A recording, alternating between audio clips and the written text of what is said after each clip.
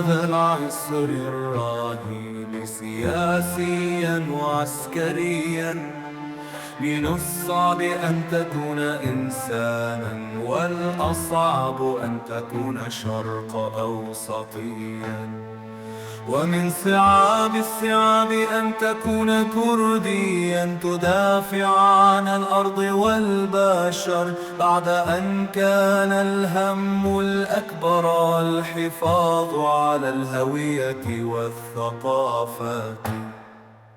أن تكون كرديا فإنك على خط النار تواجه أصحاب اللحى والقمصان السوداء، تدافع عن الشعوب التي أعطتك الأمان وثقت ببندقيتك ورصاصتك، فقتالك بشرف ضد من باعوا الشرفات. أن تكون كرديا فإنك مجبر على حماية المكتسبات، مكتسباتك ليست لك بل ملك للجميع دون تفرقة، تنظف الأوكار في المناطق المحررة من الإرهاب، ترفع علم الحرية، تفتح المدارس وتؤمن الخبز والدفء للأطفال. أن تكون كرديا فإنك معرض لوابل من الانتقادات من أشخاص هربوا وارتموا في أحضان السلطان الجديدة، هجوم من باعوا أرضهم وعرضهم ليكونوا عبيدا، وعليك تحريرهم وتحرير عقولهم. أن تكون كرديا عليك ألا تلقي بلا للاتهامات العنصرية، تتسامح مع من وجه رصاصته إليك في الأمس، وتعلم أنه قد يعيد الكرة مرة واثنتين وثلاثة، لكن أخلاقك لا تسمح لك بمساس شعرة منه. أن تكون كرديا فإنك تمسك آلة التصوير والقلم.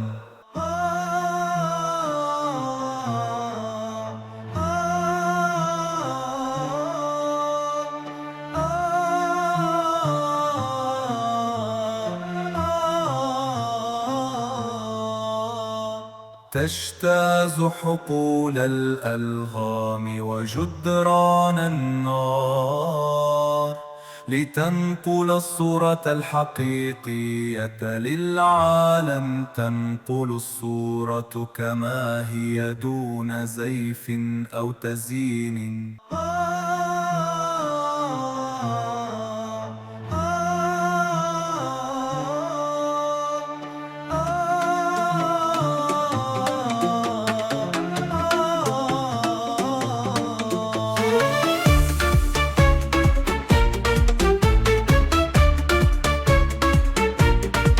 في هذا العصر الرهيب سياسيا وعسكريا،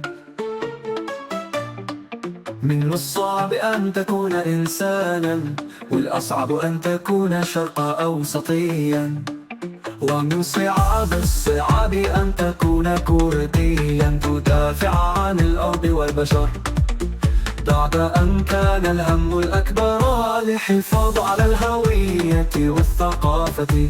أن تكون كرديا فإنك على خط النار تواجه أصحاب اللحى والقمصان السوداء، تدافع عن الشعوب التي أعطتك الأمانة وثقت ببندقيتك ورصاصتك، فقتالك بشرف ضد من باعوا الشرف. أن تكون كرديا فإنك مجبر على حماية المكتسبات، مكتسباتك ليست لك بل ملك للجميع دون تفرقة،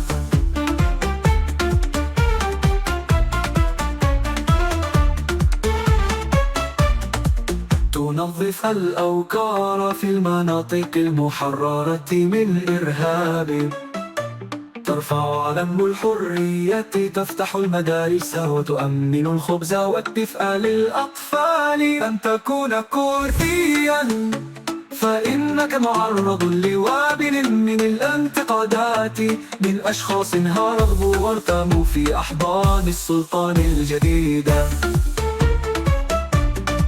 هجوم من باعوا أرضهم وعرضهم ليكونوا عبيدا، وعليك تحريرهم وتحرير عقولهم.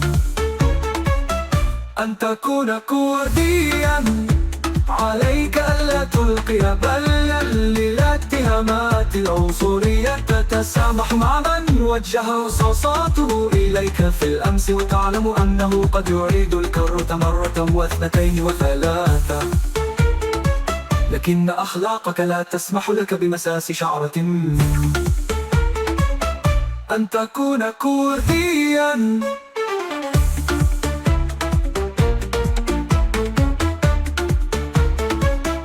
فإنك تمسك آلة التصوير والقلم، تجتاز حقول الألغام وجدران النار، لتنقل الصورة الحقيقية للعالم، تنقل الصورة كما هي دون زيف أو تزيين.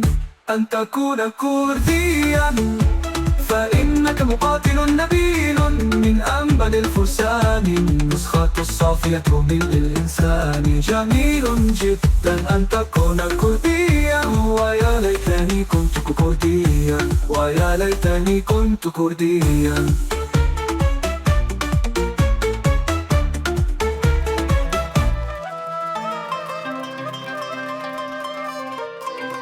في هذا العصر الرهيب سياسيا وعسكريا، من الصعب أن تكون إنسانا، والأصعب أن تكون شرق أوسطيا، ومن صعاب الصعاب أن تكون كرديا تدافع عن الأرض والبشر، بعد أن كان الهم الأكبر الحفاظ على الهوية والثقافة. أن تكون كرديا فإنك على خط النار تواجه أصحاب اللحى والقمصان السوداء، تدافع عن الشعوب التي أعطتك الأمانة وثقت ببندقيتك ورصاصتك، فقتالك بشرف ضد من باعوا الشرف.